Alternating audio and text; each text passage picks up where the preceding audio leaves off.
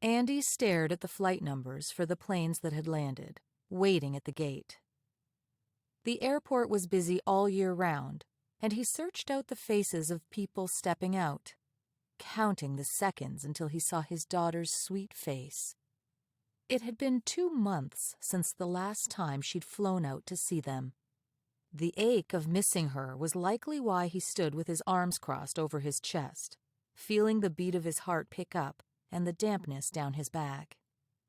He made himself pull in a breath as he waited for her to come through that door. "Excited, Dad?" Jeremy said. "When was the last time we were all together in the same place? Now Sarah's wedding is finally happening. How many times did they postpone it? Like, you're sure it's on this time? No more, what did Sarah call it? Pushing back the date?"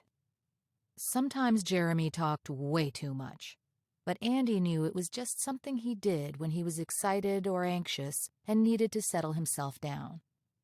Jeremy was looking more and more like him every day, his hands in the pockets of his blue jeans, his dark hair short and freshly cut.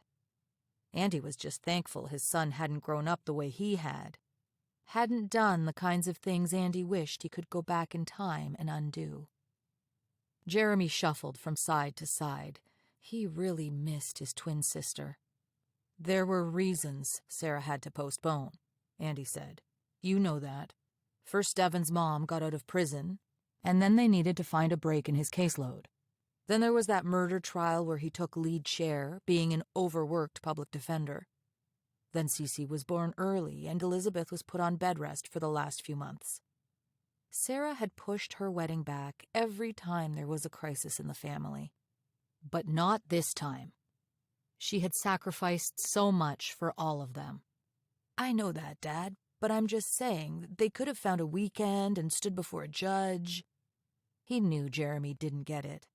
For Sarah, a big wedding was something she wanted, and it was what he wanted for her. He wondered for a moment whether this wedding was more for him than for her, considering his other kids' ceremonies had been small and intimate, just family. This was going to be a showstopper. 3 days, Jeremy, and your sister and Devon will be married and off on their honeymoon. You know what? I've been looking forward to this day for a long time, because it means having my family here. Everyone. You have no idea how excited I am, and your mom, too. This means everything, he said. Your sister is taking forever. Then, no one else was coming through the door. He looked over the passengers walking to the baggage claim and wondered whether he'd missed them. You see Chelsea or Rick anywhere? Did they slip past? Jeremy said, looking at all the passengers crowding over by baggage claim. He flicked his hand through his hair. I don't see them. Maybe they're last off the plane. Andy narrowed his gaze and couldn't shake his building feeling of unease. He pulled his cell phone from his pocket and thumbed through the texts, but didn't see anything. Did she send you a text? Jeremy said, holding his own phone out now. Andy stared at the door, willing it to open again, but no one came through. He dialed Chelsea's phone and put it to his ear, but it went right to voicemail. This is Chelsea. If you want to talk to me, leave me a message. I'll call when I can. He shut his eyes, willing his daughter to answer, but knowing she likely still had it on airplane mode. Hey, Chels, it's your dad. I'm waiting at the airport right outside the door by baggage claim.